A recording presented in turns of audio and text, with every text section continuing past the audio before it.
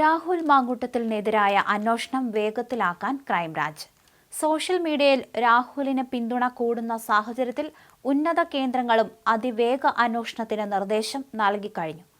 രാഹുൽ മാങ്കൂട്ടത്തിനെതിരായ ലൈംഗിക പീഡന പരാതികൾ അന്വേഷിക്കുന്ന അന്വേഷക സംഘത്തിന് ബംഗളൂരു ആശുപത്രി അധികൃതരിൽ നിന്ന് നിർണായക രേഖകൾ ലഭിച്ചതായി വിവരമുണ്ടെന്ന് ദേശാഭിമാനിയും റിപ്പോർട്ട് ചെയ്യുന്നുണ്ട്.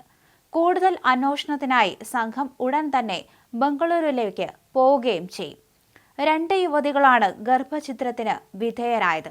ഇതിലൊരാളെ രാഹുൽ മാങ്കൂട്ടത്തിൽ നിർബന്ധിച്ച് ഗർഭഛിദ്രം നടത്തിയത് ബംഗളൂരുവിലെ സ്വകാര്യ ആശുപത്രിയിലാണ്. ഈ ആശുപത്രിയിൽ നിന്ന് ലഭിക്കുന്ന വിവരത്തിന്റെ അടിസ്ഥാനത്തിൽ യുവതിയിൽ നിന്ന് പോലീസ് നേരിട്ട് മൊഴിയെടുക്കും. രാഹുലിനെതിരെ യുവതി മൊഴി നൽകിയാൽ പുതിയ കേസ് രജിസ്റ്റർ ചെയ്ത് അന്വേഷണം നടത്തും. അതിജീവിതമാരെ സ്വാധീനിച്ചും ഭീഷണിപ്പെടുത്തിയും കേസിൽ നിന്ന് രക്ഷപ്പെടാൻ രാഹുൽ മാങ്കൂട്ടത്തിലും അനുയായികളും ശ്രമിക്കുന്നതായും സൂചന ലഭിച്ചിട്ടുണ്ടെന്ന് ദേശാഭിമാനി റിപ്പോർട്ടിൽ പറയുന്നുണ്ട്. ഇത് സംബന്ധിച്ച് പരാതി ലഭിച്ചാൽ നടപടിയെടുക്കുമെന്ന് ക്രൈംബ്രാഞ്ച് അറിയിച്ചിട്ടുണ്ട്. എന്നാൽ രാഹുലിനെതിരെ ഇരകളാരും അന്വേഷക സംഘത്തെ സമീപിച്ചിട്ടില്ല എന്നതാണ് യാഥാർത്ഥ്യം.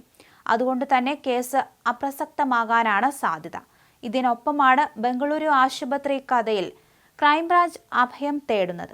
നിർബന്ധിത ഗർഭഛിദ്രത്തിന് പ്രേരിപ്പിക്കുന്ന വിധത്തിൽ സന്ദേശമയച്ചു, ഫോൺ വിളിച്ച് ഭീഷണിപ്പെടുത്തി, സ്ത്രീകളെ സമൂഹ മാധ്യമങ്ങൾ വഴി പിന്തുടർന്ന് ശല്യം ചെയ്തു, സ്ത്രീകൾക്ക് മാനസിക വേദനയ്ക്ക് ഇടയാക്കുന്ന വിധത്തിൽ പ്രവർത്തിച്ചു തുടങ്ങിയ കുറ്റം ചുമത്തിയാണ് രാഹുലിനെതിരെ കേസ് എടുത്തിരിക്കുന്നത്.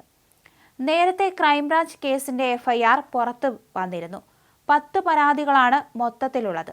ഇതിൽ 2 പരാതി രാഹുൽ മാങ്കൂട്ടത്തിനെതിരെ ആരോപണമുന്നയിച്ചവരെ കുറിച്ച് അന്വേഷണം ആവശ്യപ്പെട്ടാണ്.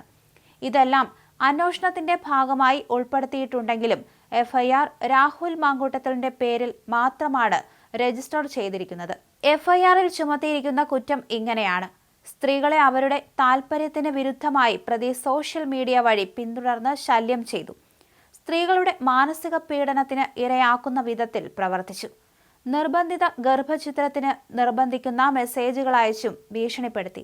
അഡ്വക്കേറ്റ് ഷിൻഡോ സെബാസ്റ്റ്യൻ ബാലാവകാശ കമ്മീഷന് നൽകിയ പരാതിയാണ് നേരിട്ട് അന്വേഷണത്തിനായി പ്രധാനമായും പരിഗണിച്ചത്.